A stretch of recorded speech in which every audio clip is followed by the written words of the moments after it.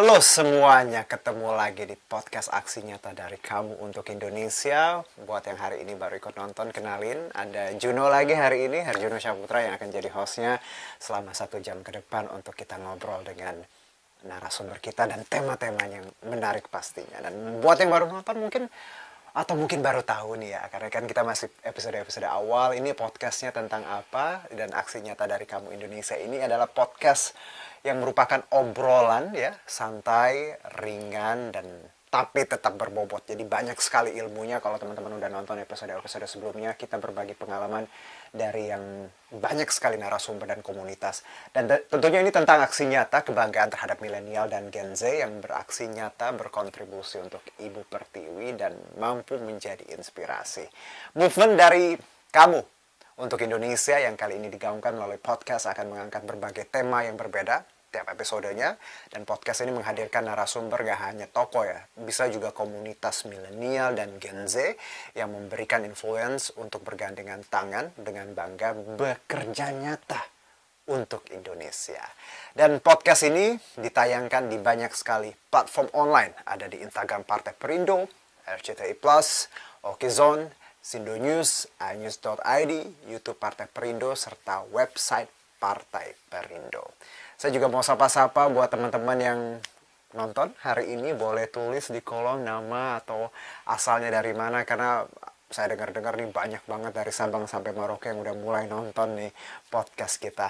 Dan tenang aja, kita nggak perlu nonton doang, karena nanti juga ada sedikit voucher ya untuk teman-teman. Ada Rp500.000 untuk 5 orang yang memberikan quote terbaik mengenai podcast hari ini, mengenai tema dan juga hal-hal yang inspiratif yang nanti datang dari narasumber kita. Teman-teman bisa kasih quote yang relate, kira-kira relate dengan bahasan kita hari ini. Jadi untuk sekarang boleh dipikirin dulu nih quote apa yang cocok dan bisa menjadi inspirasi untuk teman-teman yang lain. Dan podcast kali ini ya, saya kedatangan tamu spesial. Kalau kita tahu kan bahwa dunia digital is like everywhere. Semuanya sudah digital ya. Aku yakin ya, teman-teman pasti jarang banget bawa uang cash, pasti lebih banyak menghabiskan waktu di gadget ya, dan juga mungkin dapat informasinya pun sekarang nggak cuma dari media-media konvensional ya, tapi juga media-media online. Nah, ini kaitannya dengan teknologi ya. Kita akan berbincang dengan project manager dari Yamisok Tech Indonesia, Mas Arsya atau Mas Acim ya? Ya, benar. Oke, apa kabar Mas Acim? Baik Mas Juno, Oke, boleh baik. tepuk tangan. Ini banyak yang nonton. Mas Acim, dari Arsya kok dipanggil Acim gimana sih? Gak apa-apa? Nggak apa-apa. Jadi itu, itu panggilan dari SD sih. Oke. Dan kebetulan juga di mana aku sekarang kerja, Oke. bosku kalau introduce ke klien, ke calon klien ya as a Acim. Jadi kalau aku dicari sebenarnya namanya Arsya, Agak susah ya? agak bingung gitu. oke. Makanya ya panggil aja Acim, nggak apa-apa. Oke, jadi nama istilahnya nama panggilan akrab lah ya. Yap, Mas betul, Acim, Mas betul. Arsya. Ini dari project manager Yamisok Tech Indonesia. Nah, kalau bicara Mas Acim atau Mas Arsya, ini adalah project manager yang memang adalah Yamisok ini ya, adalah sebuah perusahaan yang berperan ya sebagai platform yang memberikan informasi tentang industri. Waduh, ini mantul nih. E-sport ya di Indonesia, dimulai dari informasi turnamen, professional team, leaderboard, dan masih banyak yang lain. Betul? Betul. Betul Kurang sekali. lebihnya Kurang lebih. demikian Kurang gitu. lebih demikian. Karena Mas banyak, apalagi kan kita tahu anak-anak muda kan suka banget main game. Dan sometimes orang tua menganggapnya apa sih itu? Sia-sia Betul, gitu ya. betul. Padahal ada blessing in disguise ya, bahwa bisa kalau kita pinter, kalau kita tahu memanfaatkannya bisa jadi sesuatu ya Mas Jim ya. Sangat jadi sesuatu sih gitu. Kalau untuk apa ya sebutannya stigma negatif dari Oke. si e-sport, sebenarnya pasti sangat banyak gitu ya menurut aku, karena setiap aku event juga di tingkat sekolah ataupun tingkat akademis lah kita sebutnya, kampus dan lain-lainnya, itu pasti berbenturan sama tenaga pendidik di sana gitu. Oke. Entah itu stigma yang ngapain sih nih main game merusak dan lainnya kayak gitu. Tapi sekarang dengan berkembangnya dunia e-sport menurutku atau game online inilah kita sebutnya mungkin untuk beberapa kalangan mengertinya game online Oke. itu sangat berkembang pesat terutama di tengah pandemi ini dia salah satu industri yang menurutku nggak bisa di nggak kayak Nggak industri terkena lain ya, maksudnya nggak terdampak kena ya? iya nggak Oke. terdampak COVID atau pandemi ini gitu menurutku karena dari aku punya user activity aja di Yamisoft itu awalnya ada kenaikan sekitar 120% user activity selama pandemi Luar gitu. biasa. Dimana sebelum pandemi itu paling kenaikan usernya tuh sekitar 10-20%. Nah, ini kenaikannya sampai 120%. 100%. Nah, Mas Ajim, kalau kita bicara Yamisoft ini ya, mungkin teman-teman kalau yang tadi saya bacain di awal ini berkaitan dengan informasi turnamen, professional team, leaderboard dan masih banyak lain. Kalau dari Mas Ajim sendiri, Yamisoft ini lebih lengkapnya seperti apa sih sebenarnya? Gambaran generalnya mungkin.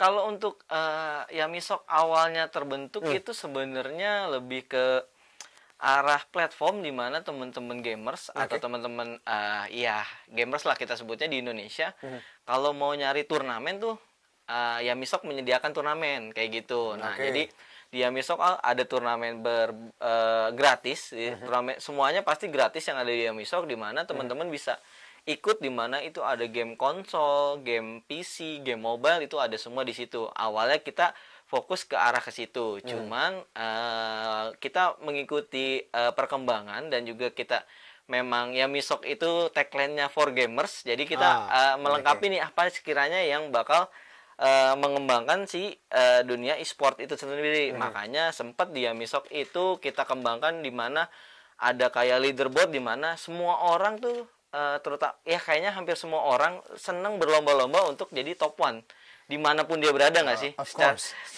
Secara manusiawi ya. Secara mentalitinya pasti gue seneng nih kalau gue ada di nomor 1 nih. Nah, kita bikin leaderboard di mana orang-orang tuh pasti gue ikut turnamen lah biar jadi top one leaderboard karena dapat poin segala macam gitu. Itu langkah yang keduanya. Lalu selanjutnya itu kita kembangin ada kayak profile CV lah kita bikinnya. Kita pengen bikin orang tahu nih, oh mau nyari pemain pro atau tim pro, kita lihat di mana nih profilnya. Kita bikinlah profiling di Yamisoft. Jadi orang tahu nih, oh reputasi gue udah pernah masuk juara apa aja. Nah itu jadi bisa di scouting sama tim yang lain gitu ibaratnya. Kayak oh gue bisa tahu nih kayak jadi kayak agensi juga ya bener kurang lebih kayak gitu. Karena, jadi kita ada talentnya ya gitu. Jadi orang bisa masukin CV gamingnya lah kayaknya di situ. Terus kemudian sempat kita juga rambah ke dunia akademi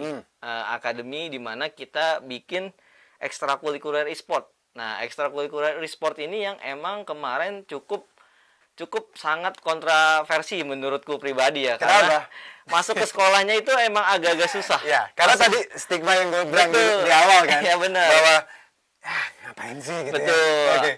Akhirnya kita buka stigma itu bahwa nggak semua dunia atau industri e-sport itu nggak semua all about game kayak gitu. Nggak semuanya tentang main game gitu. Dimana contoh nyatanya seperti saya pribadi gitu kan jadi project manager, bahkan juga sebenarnya di dunia e-sport itu ada broadcastingnya, di mana ada live streaming, ada tim event organizer, terus juga ada talent. Sekarang siapa sih mungkin ya nggak tua yang muda nonton streamer, ya streamer gamer lagi bahkan udah jadi, sampai masuk ke televisi kan sekarang. Kalau gitu, iya benar. Ada award-nya juga, betul. Ada kompetisinya juga. Dan jadi kalau kita bisa bilang ya secara umum ya, bahwa ini kompleksitasnya makin gede ya. Benar. Jadi bukan cuma main game doang. Benar. Tapi ada hal-hal lain yang sebenarnya bisa kita kerjakan di sini. Benar. Jadi sebenarnya untuk ngegamenya itu kalau untuk di dunia e-sport sih emang notabene memang ngegame, cuman bagi beberapa orang itu sebenarnya ada talent yang selain gamingnya. Let's say misalnya kayak Mas Juno dan kayak aku misalnya, ya kalau udah umur 25, 30 itu kan mekaniknya udah buat main game kayak kayak udah kalah banget nggak sih? Maksudnya udah faktor U kan, udah faktor U gitu. Jadi kayaknya kita emang harus lebih. Mungkin tidak di situ lagi ya. Betul, ada lain. tapi jiwanya nih masih jiwa itu tadi masih main game. masih e-sport lah ibaratnya, masih mau berkutak di situ ya. Jadi ya udah kita buka di situ bahwa nggak semuanya tentang game gitu, nggak untuk semuanya main game. Ada sisi di mana kita bisa approach buat nyari ibaratnya pemasukan buat dia sendiri. Dan ini banyak yang orang nggak tahu, khususnya ya mungkin orang tua ya. Betul. Ya karena kalau nyokap kan bokap di rumah pasti kalau lihat anaknya main game, wah pasti gitu. Tapi ternyata kalau ditekuni ya, dan tadi kalau kita lihat kompleksitasnya bahwa banyak potensi di sini. Bener, banyak banget sih, karena fun fact juga untuk di PON Papua Esport eksibisi kemarin. Itu masih eksibisi ya? Masih eksibisi di Papua ya? Dan semoga aja nanti di PON selanjutnya udah nggak jadi eksibisi, jadi udah cabur resmi ibaratnya lah. Itu pemain termudanya ada umur 13 tahun. Wow. Iya, jadi di mana awalnya mungkin orang tuanya juga awalnya nggak mengizinkan ngegame, tapi dengan prestasi, dia ngewakilin provinsinya nih, bahkan kelas provinsi untuk di kelas nasional, akhirnya dia dapat dukungan dari orang tuanya, dan juga sisi positifnya, jadi emang si anak soft skillnya di gaming ini gitu, dan juga tetap mengelola pendidikannya dengan baik sih gitu. Gue suka nih, tetap mengelola pendidikan dengan baik, karena memang ya teman-teman yang nonton yang masih sekolah atau kuliah, ingat ya, apapun yang kita kerjain, put your school at first. Jadi sekolah nomor 1 ya Mas ya. Benar. Kuliah nomor 1, yang lain nomor 2. Kalau udah kelar semuanya, go ahead. Mau ngapain? Benar. Silakan. Tapi untuk masih sekolah, sekolah nomor 1, kuliah nomor 1. Nah, Mas Arsya, kalau kita bicara Yamisok ini kan, luar biasa. Aku kayak wow gitu, dengan banyaknya kompleksitas yang kita bisa buat sebenarnya untuk anak-anak muda. Awal mulanya tuh di tahun berapa sih kita bikin Yamisok ini, dan struggle-nya seperti apa di awal? Karena kan dulu yakin nih, hype-nya nggak seperti sekarang kan pasti. Betul. Kalau Yamisok sendiri dia dibangunnya dari 2018. Nah, aku masuk Yamisok tuh di tahun keduanya. Oke. Gitu, di tahun kedua pandemi dong. Enggak, dia 2018 19. ya, 19. Okay. Belum pandemi. Baru mau lah ya. Iya, baru mau. Baru siap-siap. Oke, baru siap-siap. Nah, lanjut. Terus awalnya itu yang dimana yang agak struggle-nya tuh, kalau habit dari kebiasaan dari gamers, dimana tuh udah banyak turnamen yang diadakan offline. Jadi misalnya turnamennya di kafe, di warnet, jadi emang dia ngumpul offline ya. Iya. Nah, akhirnya Yamisok ini bikin suatu wadah di mana dia bisa berkompetisi secara online kayak gitu. Mau dimanapun bener. Jadi Sabang sampai Merauke bisa ya ketemu di platform Yamisok ini gitu kan.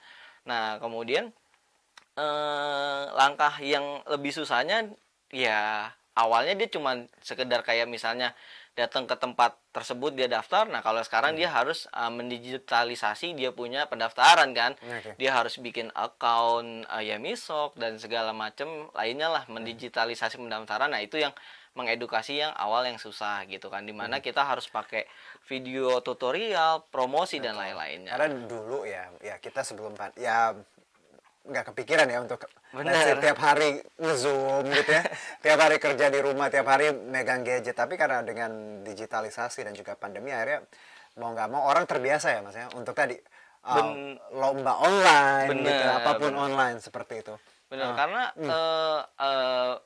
beberapa turnamen atau event yang aku adakan di Yamisok pun dengan sistem online pun bisa sampai nge-reach angka puluhan ribu partisipan. Puluhan ribu? Iya. Paling banyak berapa pernah? Paling banyak itu aku pernah turnamen bikin event itu di angka 115.000 partisipan totalnya. 150.000 partisipan orang. Dari seluruh? Itu dari 6 kota doang malah. Dari 6 kota doang. 150.000 itu GBK udah meluber ya, iya. Bukan penuh lagi. Nah, enaknya kan kalau untuk dari sisi ibaratnya event organizer dengan online itu jadi budget wise banget sih. Benar.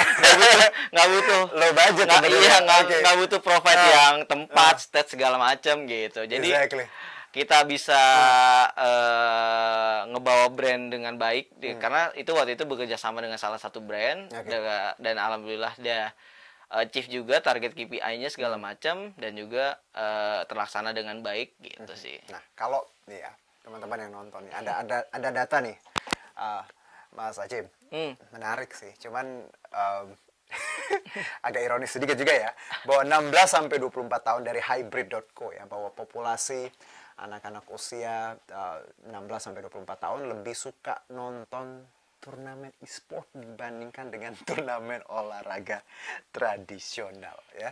Ini ya wajar lah ya, karena mungkin pandemi ya, offline juga jarang ya, kemarin-kemarin ya. Iya benar. Jadi mungkin online juga ya salah satu pilihan lah. Bukan salah satu pilihan, satu-satunya pilihan. Nah, kalau dari Mas Hakim sendiri, apa yang membuat e-sport ini jadi olahraga favorit di kalangan anak-anak muda kita nih? Kalau menurut aku sempat baca juga, aku lupa baca di mana. Dunia game ini sebenarnya nggak seburuk yang stigma ya aku bilangnya orang tua yang emang sangat kontra dengan hal tersebut. Nggak seburuk itu. Kenapa? Kenapa banyak gamers atau anak-anak yang emang dia lari ke game itu karena dia di awal di game itu udah disambut dengan kalimat tutorial yang menyenangkan. Selamat datang kepada namanya dia. Udah disambut dengan baik, yang dimana kalau dia di dunia asli jarang banget dia dapat sambutan hangat seperti itu. Menurut aku pribadi ya. Yang dari aku baca itu yang untuk pertama sambutan, dimana dia udah disambut dengan baik dengan tutorial kata-kata yang menurut aku sangat-sangat ramah. Lalu kemudian kalau dia mencapai sesuatu atau menyelesaikan sesuatu, dia dapat achievement. Ada compliment juga. Iya benar, ada achievement di situ, dia ada kalimat selamat lagi, greeting segala macam, dia dapat.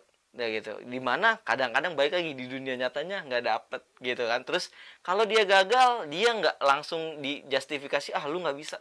Dimana kalau di game kalau gagal lagi itu ya Anda dapat mencoba lagi silakan berlatih ya pokoknya kalimat-kalimat yang ngebangun menurutku.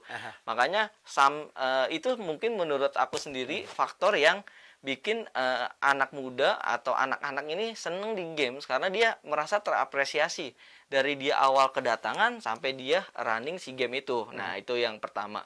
Dan yang kedua, kalau nanti tadi di bahasanya dikomparasikan dengan turnamen e-sport, ini kan juga sport dan e-sport ya. Nah, kalau emang itu memang menurutku salah satu faktor yang nyata adanya karena aku kurang tahu pastinya, kalau nggak salah di mana tenis open itu internasional waktu itu hadiahnya paling besar 10 juta dolar. Di game ada namanya The International, di mana gamenya itu game Dota 2, hadiahnya udah sampai 31 juta US dollar. Dari segi prize poolnya aja udah jauh kan menurutku. Di situ menurutku salah satu point of interest dari semua gamers. Jadi wah gila, gue harus achieve ini nih, gue harus ngerasain nih dunia internasionalnya. Gue nggak bisa olahraga ya sekarang. Ya kita misalnya presentasi lah siapa yang bisa lebih olahraga, siapa yang enggak untuk anak-anak gitu kan. Ya mungkin dia nggak bisa di olahraganya, dia lari ke e-sportnya kayak gitu. Dimana kalau e-sport dia nggak perlu kemana-mana, dia cuma misalnya buka handphone, nyalain komputer, udah bisa langsung latihan segala macam. Berarti balik lagi bahwa kita tahu kalau dari awal tadi ya Mas Acim sebutkan bahwa sebenarnya teknologi kan punya dua sisi ya, ada negatif, ada baiknya, dan kalau kita bisa lihat dari sisi baiknya ya tadi, dan kita lihat manfaatnya ya. Betul. Kayak e-sport ini. Jadi jangan semerta-merta kalau orang main game online justifikasinya pasti males, pasti ini ya, pasti nggak punya let's say future gitu. Betul. Padahal kalau kita lihat banyak anak-anak yang menarik juga tadi insight-nya bahwa anak-anak banyak yang lari ke game online karena mereka in real life kadang nggak punya apresiasi seperti itu. Ini yang juga harus kita ajarin buat semuanya di sana, karena kalau tapi nggak semuanya Mas untuk beberapa kasus ya beberapa kasus, dan banyak kadang kita ya Mas kadang lupa juga sama adik-adik kita atau mungkin yang udah punya anak, kadang ngerasa bahasa yang kita gunakan ya compliments itu bener. memang harus benar-benar dipikirkan. Betul. Gitu ya. Punishment juga bagaimana punishment yang memang mendidik ya. Seperti tadi kalau kita lihat di e-sport, kalau kalah game coba lagi, kamu bisa gitu kan, berlatih lagi. Jadi ini insight yang bisa kalau kita relate sama kehidupan sama anak-anak. Kenapa kadang anak-anak sibuk dengan dunianya dan dengan gadget, karena somehow mereka nggak ngerasain real life-nya tuh semanis dunia maya. Betul, betul. Dan ini jadi harusnya PR kita bersama. Itu kenapa banyak ya, anak-anak yang lebih suka sendiri main gadget. Tapi ya semoga nggak semuanya, dan tadi bisa melihat bahwa main game pun harus sebenarnya punya apa ya, kalau saya bilang bukan fail, cause. Jadi ngelakuin sesuatu tuh memang punya purpose. Iya, ya, gitu deh bahasanya. Kalau ada aku sedikit boleh cerita. Boleh. Aku pernah bikin event game, turnamen gitu sama salah satu sponsor. Itu kalangannya buat tingkat nasional SMA se-Indonesia.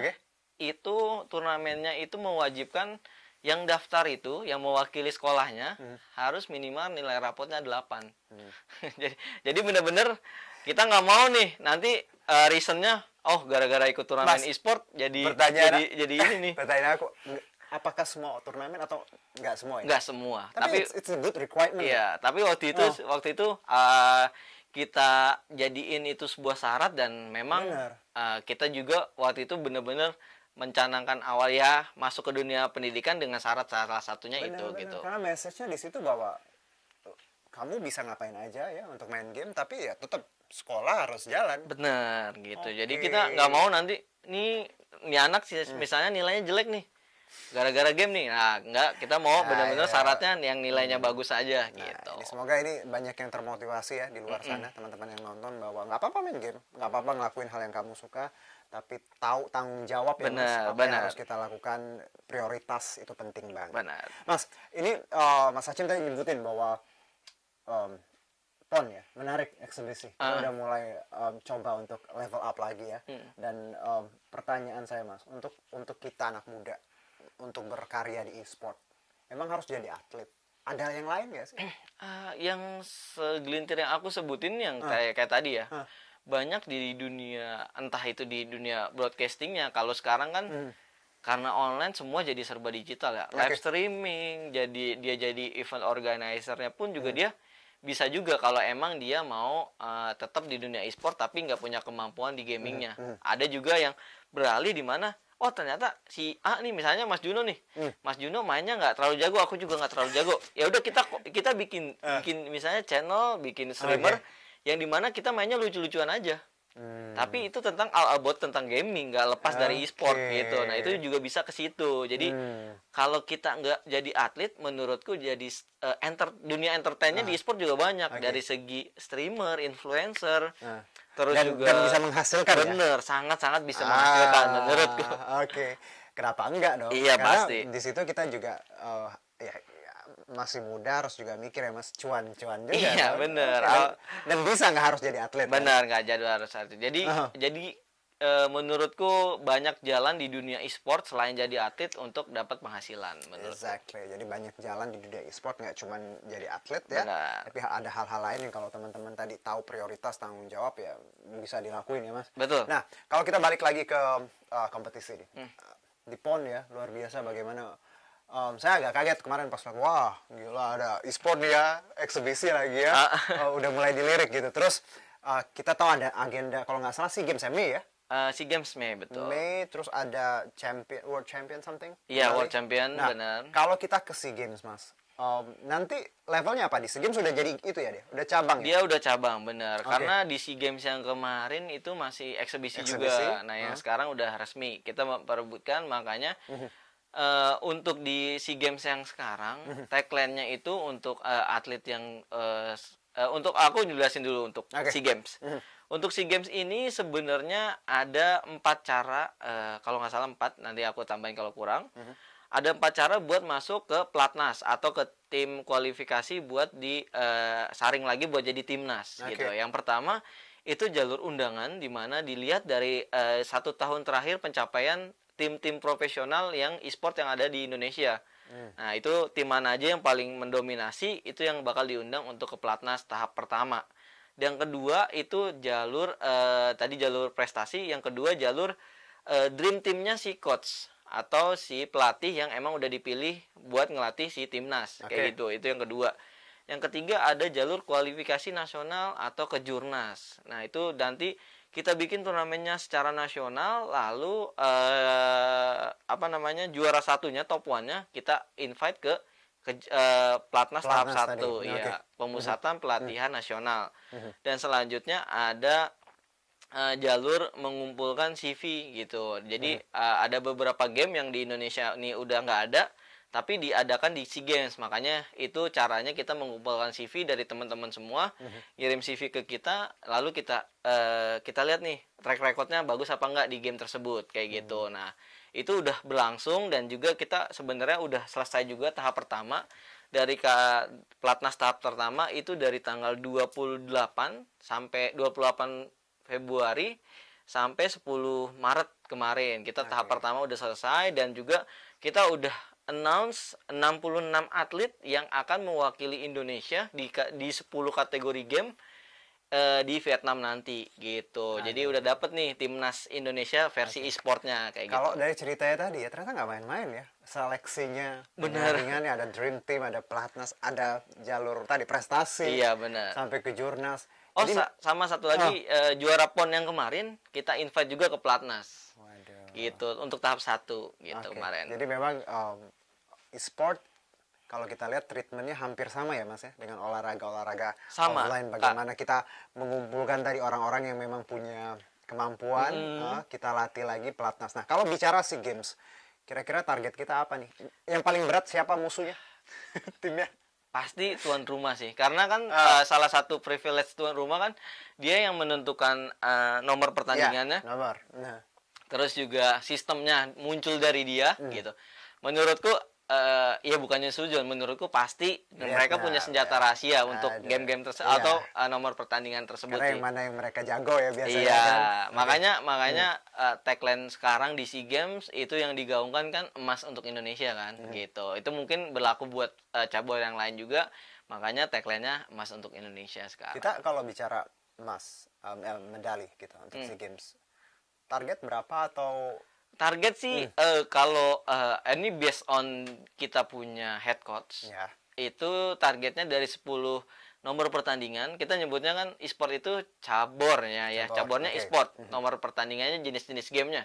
Nomor pertandingannya itu dari 10 kategori nomor pertandingan itu kita targetkan 5 emas dari 10 kayak gitu. Tapi based on aku yang megang pelatnas tahap pertama dan kemudian tahap kedua nanti aku yang pegang juga, itu nanti menurutku sih dari atlet yang udah kesaring itu sih nggak mustahil semuanya disabet emas semua, mungkin amin. Gitu. Nah kalau secara general ya Mas, kita lihat potensi perkembangan di sport di Indonesia ini oke nggak sih sebenarnya, atau kita sebenarnya belum yang terbaik dari kita? Sebenarnya masih banyak lagi anak-anak di luar sana atau mungkin talent yang memang punya menjanjikan ke depannya. Menurutku sih Indonesia kalau kita kalau boleh aku bilang pribadi kita maksudnya based on internasional Indonesia e-sport gitulah ya. Yeah. Menurutku masih nggak terlalu bagus, nggak terlalu jelek juga, ibaratnya masih di tengah lah, masih tengah. Jadi masih bisa berkembang gitu menurut aku. Karena beberapa game di Indonesia kan sekarang emang yang mendominasi kan yang game-game mobile ya, karena sekarang pun warnet udah tutup segala macam. Terus juga untuk kalangan Indonesia itu menurutku untuk menyediakan PC yang bisa provide buat gaming itu agak-agak PR menurutku. Makanya lari semuanya ke game mobile, di mana game mobile ini udah jadi sangat untuk prestasi atau untuk mencari sebuah bakat baru sangat-sangat memungkinkan menurutku gitu ya. Jadi untuk teman-teman mungkin buat yang masih struggle atau nyoba buat di dunia e-sport atau di kalangan profesional ataupun atlet, ya menurutku jangan patah semangat lah, karena intinya mah kalau aku dapat dari pelatnas yang penting mau latihan, mau belajar. Jadi jangan jadi orang yang main game kalah kesel, main game kalah kesel, tapi dia harus ada evaluasi di dalamnya gitu. Oke. Main game kalah kesel tuh guys. Everybody's business itu. Pasti semua orang ngerasain sih gitu. Mas, kalau bicara tadi potensi ya, bahwa kita nggak bagus-bagus banget tapi nggak jelek-jelek banget, di tengah-tengah lah. Menurut Mas Acip, apa yang bisa kita lakukan agar tadi e-sport kita di level dunia ya, mancanegara bisa level up atau naik? Harus usaha apa kita? Nah, untuk yang pertama menurutku langkah dari pemerintah udah sangat bagus ya. Sekarang kan sudah dibentuk PB e-sport Indonesia. Nah, itu salah satu langkah pemerintah menurutku mendukung si e-sport ini sendiri. Ada PB-nya sendiri ya? Iya, PB ini sendiri yang sekarang udah mulai memanage semuanya nih. Nanti dia bikin kalender e-sport nasional segala macam, profiling semua jadi di situ kayak gitu. Nah, di mana PB e-sport ini bakal menaungi semua teman-teman atlet atau teman-teman profesional untuk lebih berkembang dan juga tahu, karena di dalamnya juga banyak info tentang mekanisme turnamen nasional dan lain-lainnya gitu menurutku. Jadi dari situ sih menurut aku yang bakal bisa berkembang, karena kemarin pun PON dan sekarang Platnas juga dipegang oleh si PB e-sport Indonesia ini. Nah, kalau tadi kan bahwa ada PB-nya sendiri, terus itu kan berarti ada attention ya dari pemerintah untuk bagaimana masa depan dari e-sport ini. Kalau perlu nggak sih ada institusi atau pendidikan gitu yang memang mereka tadi mengeducate dan melahirkan bintang-bintang e-sport? Karena kan ini kalau aku lihat juga bisa jadi kayak ilmu ya, dan artian bagaimana kita bermain game seperti itu. Apa perlu ada atau sudah ada sebenarnya? Kalau instansi sih atau institusi sih sejauh ini kan PB itu kan jatuhnya di bawah naungan KOI dan KONI gitu ya. Kalau aku nggak tahu juga struktur jelasnya, yang penting udah ada badan pemerintah di e-sport, udah ada badan pemerintahnya lah ibaratnya gitu. Dan juga dari PB e-sport ini dia buka salah satu wadah. Aku juga sempat diminta masukan buat ngelanjutin yang akademi yang aku sebut tadi, di mana sekarang kan tergaung lagi nih ekstrakurikuler e-sport, di mana ekstrakurikuler e-sport ini untuk di sekolah. Untuk di sekolah, bener. Karena ya sekarang kita lihat aja, kita buka fakta lah. Ekskul di sekolah yang ibaratnya yang umum kayak volley, basket, futsal, semenjak pandemi jalan nggak?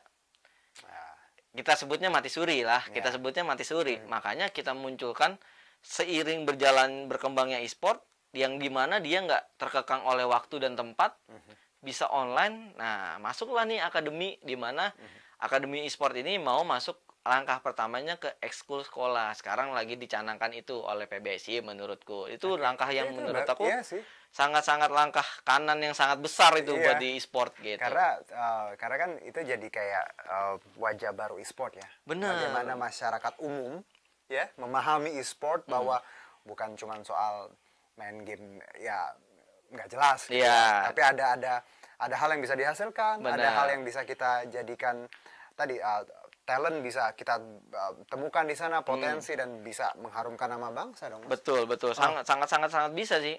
Untuk beberapa kasus di Indonesia, beberapa game Indonesia pernah juara dunia, juara kelas nasional juga pernah kayak gitu. Jadi makanya aku bilang, aku sih pede 100% sih harusnya kita nyabet lebih dari 50% emas dari 10 nomor pertandingan di SEA Games nanti. Makanya itu, karena aku ngeliat potensi dari teman-teman ini sangat-sangat bagus lah kayak gitu. Dan juga dari dia punya cerita dan lainnya, sangat pengalaman mereka di dunia e-sport tuh sangat-sangat besar gitu. Karena e-sport ini sebenarnya dari 2000, yang aku bilang, aku sendiri pun ngerasain dunia e-sport atau game online ini kan dari 2013, bahkan yang dari sebelumku pasti lebih banyak lagi gitu. Mas, kalau kita bicara mengenai Yamisok nih ya, keterlibatan dalam industri e-sport tadi kan, kalau kita lihat ini platform yang bagus sekali ya. Ada profiling juga, ada turnamen.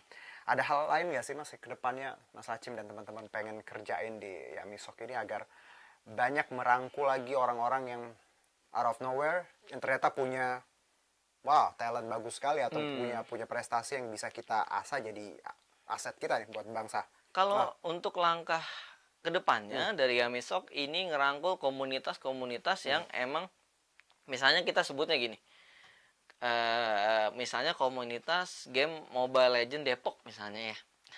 Orang Depok bikin komunitas game nih. Depok asik. Iya, Oke. misalnya ya. Nah, dari komunitas itu Hmm. dia biar ada aktivitas, kita bikinin satu menu di Yamisoft, dia bisa bikin komunitasnya di situ, komunitas Mobile Legend Depok. Lalu dia bisa bikin turnamennya di situ. Oke. Jadi turnamen Mobile Legend online Depok gitu misalnya. Asik. Itu bisa juga di Yamisoft kita bantu. Lalu kita support dari segi hadiahnya, tapi nggak terlalu banyak. Tapi menurutku it's okay buat ngadain aktivitas buat komunitasnya. Betul. Gitu. Jadi langkah Yamisoft kedepannya lebih mau memprovide teman-teman komunitas biar ada wadahnya nih. Jadi ada websitenya, ada fanspage-nya lah ibaratnya gitu. Dia bisa update semua aktivitasnya di situ, bisa update foto-foto juga kayak di Facebook atau media sosial lainnya. Dia bisa upload juga di Yamisoft. Dia bisa bikin turnamen, dia bisa jalanin sendiri. Nah, itu jadi kita mau teman-teman komunitas yang awalnya cuma ngumpul secara sedepok bisa jadi Depok nasional menurutku. Atau keturunan Depok ya. Betul gitu. Jadi karena kan Yamisoft terbuka buat senasional kan, semua orang yang punya akun atau belum punya akun bisa buka Yamisoft. Menarik nih. Nah, Mas, kalau kita tadi bicara bahwa masa depan, sebenarnya kalau kita lihat ya optimismenya tinggi ya untuk masa depan e-sport tanah air ya, dengan banyaknya tadi perhatian pemerintah dan juga kita lihat eksebisi sudah di PON dan di SEA Games. Kalau pertanyaan saya soal kendala, Mas Acim, apa menurut Mas Acim kendala terbesar yang kita hadapi saat ini dalam memajukan industri e-sport tanah air? Kendala sih menurut aku Apa yang paling besar atau yang paling berat mungkin? Balik lagi sih ke gimana teman-teman nih mau terbuka aja menurut aku, keterbukaan para komunitas dan teman-teman gamers di mana biar mau menerima sesuatu hal yang baru nih dari yang aku bilang turnamennya offline di kafe-kafe, di warnet-warnet. Ayolah kita lebih ke digitalnya lagi, lebih online-nya lagi biar lebih terbuka lagi gitu. Jadi yang awalnya kita turnamen ya ibaratnya kasarnya turnamen sekelas RT, kita jadi turnamen nasional. Dan juga teman-teman tuh kadang-kadang kalau menurut aku dari segi mentalitasnya menurutku Mas Juno. Jadi gimana tuh? misalnya let's say waktu aku zaman masih suka ikut turnamen yang aku bilang tuh, turnamen antar warnet, turnamen kafe, ya itu aku kalau ketemu yang lebih jago ataupun yang emang udah punya nama atau yang udah profesional, aku tuh tertantang buat gue bakal lawan dia nih, gue mau kalahin dia nih. Nah sekarang mentalitasnya tuh kalau ketemu yang jago kayaknya gue pasti kalah deh, gue jadi nggak mau ikut turnamennya. Itu mungkin mentalitas mentalitas yang harus ini sebenarnya pertanyaan saya selanjutnya nih Mas Acim, apa yang harus dimiliki anak-anak muda kita yang tadi menekuni e-sport. Ternyata mentalitas tuh penting sekali. Bagaimana kita ngelihat bahwa kayak tadi ya, ketemu musuh yang lebih jago, tantangan yang lebih besar, bukan bikin kita ciut tapi bikin kita tadi Mas semangat, harus semangat gimana gua atau saya harus seperti itu. Benar. Kalah pun terhormat dong. Betul. Karena kalah sama yang hebat. Benar. Gitu. Jadi sebenarnya suatu benefit buat kita yang ngalahin atau yang bertanding dengan lebih jago dari kita, kita menang dia malu, kita kalah juga merasa seenggaknya jangan terlalu terbantai lah. Kalau terbantai pasti ya omongan netizen gimana sih gitu kan. Gitu kan. Aduh, omongan netizen ini. Iya, Oke, kayak benar. Jadi sebenarnya kalau kalah pun itu kan sarana belajar juga buat kedepannya. Tapi aku yakin Mas, mentalitas tuh memang dibentuk ketika gini ya. Yang kalau aku pengalaman pribadi ya, kalau kita cuman sekolah aja ya nggak ngelakuin apapun, mungkin mindsetnya cuman ya udahlah segitu gitu. Tapi ketika kita sudah sekolah, punya kegiatan yang lain yang memang bisa ngebangun, baik itu tadi ekskulnya mau apapun ya, ekskul musik, ekskul apa, e-sport, secara nggak langsung itu mempersiapkan mentalitas kita untuk bersaing setelah sekolah ya Mas ya. Benar. Bahwa kita nantinya bahwa di dunia akan ada yang namanya kompetisi ya, siapa yang jago dia akan yang menang gitu. Benar. Dan e-sport ini kalau kata udah nantinya masuk ekskul sekolah bisa jadi salah satu karakter building nggak sih? Pasti. Ya. Di dalamnya tuh udah menanamkan ya kalau cuman ada dua opsi nih di dunia, menang atau kalah gitu, nggak ada seri, nggak ada seri, adanya menang atau kalah kayak gitu dari dunia game. Kalau lu menang ya lu bakal dilihat orang sebagai pemenang, kalau kalah tergantung kalahnya itu sebagai yang emang pejuang atau emang udah menyerah duluan. Camkan itu anak muda. Gitu. Hanya ada menang atau kalah, makanya berusaha sebaik mungkin. Bener. Tapi kalaupun kalah ya tadi ya Mas, dalam game pun ada komplimen walaupun kita kalah kan. Bener. Nah, coba gitu. lagi, latih lagi lebih baik. Jadi itu apa ya, kalau saya boleh bilang insight atau values yang bisa kita ambil ya dari game itu sendiri, bahwa e-sport nggak sesempit atau sesimpel yang kita pikirkan, tapi banyak hal yang bisa kita ambil positifnya. Bener. Dan kita bisa olah, dan akhirnya tadi bisa berkontribusi nggak cuma buat diri kita sendiri, tapi Buat keluarga, orang lain. ya, bangsa dan negara ikut SEA Games PON. Aduh, Mas Hakim, oke, makin seru. Ya, tapi aku kalau Apa tuh? sedikit boleh nambahin mungkin Mas Juno. Nah. Jadi waktu itu aku pernah kerjasama ya besok dengan sebuah sekolah. Baik. Ada sekolah, aku sebut SMA 26 waktu itu di Jakarta.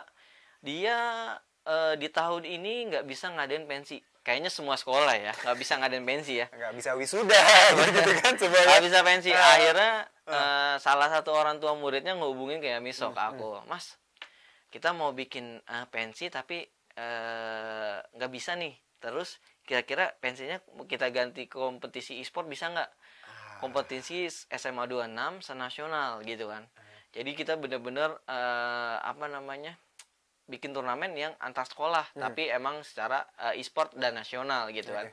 Nah itu terbukti soft skill anak-anak meningkat karena dengan Yamisok kemarin semua stakeholders yang ada di dalam untuk menunjang si e-sport kita ajarkan ke si anak-anak di SMA 26 dari segi menjalankan turnamen, press public relationship-nya kita ajarin, terus juga broadcastingnya kita ajarin. Jadi bener-bener semuanya dari A sampai Z itu semua anak-anaknya terlibat. Beda sama apa namanya, pensi pada umumnya. Kalau kita boleh jujur, anak sekolah kalau ngadain pensi paling cuma jagain tiket, bener nggak sih? Nggak ada tuh yang megang-megang mixer, lightning, nggak ada tuh anak-anak. Karena emang nggak ekspertis di bidangnya juga. Betul. Tapi dunia e-sport kemarin dengan Yamisok, anak sekolahnya karena titipan dari kepala sekolahnya juga, Mas, coba soft skillnya diajarin juga. Ya udah dari A sampai Z kita ajarin. Dimana goalsnya dari Yamisok biar nanti sekolahnya kalau mau ngadain turnamen e-sport nasional lagi dia bisa belajar dan ngadain dari yang udah dilakukan. Oke, jadi nggak cuma pensi senang-senang ya? Iya, ada ilmunya ya? Bener, jadi dari target 200 tim yang kita mau, 200 tim itu berarti kurang lebih sekitar 1000-an orang. Itu kita total dapat 2 kali lipatnya gitu. Dari situ menurutku sih Keren. salah satu yang oke juga buat dunia pendidikan. Jadi ngebuktiin nggak semuanya itu tentang game gitu. Baik, jadi ini jadi apapun yang kita obrolin ya dari depan tadi sampai sekarang, bahwa selalu ada hal-hal baru di sekitar kita, dan kalau kita nggak tahu kadang kita malah ngejudge-nya beda. Benar. Justru kalau kita udah tahu, kenal, apalagi hal-hal yang simple, mungkin tadi cuma mau main game doang, ketika ditekunin Menghasilkan. bisa menghasilkan, dan bisa nggak cuma cuan ya Mas, tapi juga soal mentalitas. Benar. Hal-hal yang sifatnya kita yang nggak kebeli sama uang ya. Bagaimana kita mengolah emosi dan karakter tadi. Dan Mas Acim ya, Yap. seru banget loh. Iya, apalagi kita nanti World Champion di Bali ya. World Champion di Bali Itu di buat kapan bulan sih? November. Bulan Gitu. November. Nanti berarti di Bali offline atau Offline online? semuanya. Jadi itu ibaratnya ya kayak Piala Dunia bola ya. Oke. Jadi tapi Piala Dunia e-sport di mana nanti ada beberapa kategori game yang emang ditandingkan di sana. Semoga semuanya plan kita lancar ya. Karena kita pengen semuanya terlaksana dengan baik, dan nantinya ke depan banyak anak-anak muda, atlet-atlet kita e-sport. Amin, amin. Nggak cuma SEA Games nanti levelnya, bisa World Champion. Bener, amin. Even more yang bisa punya tadi kebanggaan kita, mengharumkan nama bangsa. Jadi sukses story sih. Maksudnya biar menginspirasi. biar ngurangin stigma bahwa True. gamers tuh seburuk itu enggak sebenarnya. Oke, baik Mas Acim dan teman-teman. Jadi semoga ilmunya dapat ya, apapun yang kita obrolin hari Amin, ini. amin. Dan semoga teman-teman yang tadi mau main game, punya tadi mungkin cita-cita jadi atlet e-sport is a new thing, harus diseriusin, nggak perlu takut apalagi mikir bahwa bakal gimana-gimana, just do it first ya, lakuin dulu yang paling baik, semoga nanti ya the rest karena kita punya pengalaman, ilmu makin tinggi ya Mas ya. Kalau kita terus mencoba pasti insya Allah ada jalan lah ya untuk kita bisa nanti, who knows, yang nonton bisa jadi atlet e-sport nasional bahkan internasional suatu saat. Amin, amin, amin. Nah, berkaitan dengan Partai Perindo, kampanye aksi nyata hashtag dari kamu untuk Indonesia ini relate banget dengan movement yang dijalankan Partai Perindo, yaitu tadi produktif. Ini anak-anak muda banget, produktif, solutif, modern, bersih, berintegritas, peduli dan turun tangan untuk Indonesia sejahtera. Dan Partai Perindo memanggil putra-putri terbaik Ibu Pertiwi untuk Indonesia Sejahtera melalui konvensi rakyat, yaitu program penjaringan secara daring bagi warga negara Indonesia yang berminat mendaftarkan diri sebagai bakal calon anggota legislatif di semua tingkatan pemilihan di DPD Kabupaten Kota, DPRD Provinsi, dan juga DPR RI. Dan untuk cara daftarnya gampang banget, tinggal ke website www.konvensirakyat.com. Dan untuk mendaftar juga sebagai anggota Partai Perindo bisa mengunjungi website di www.partaiperindo.com atau klik bit.ly ya /member Partai Perindo.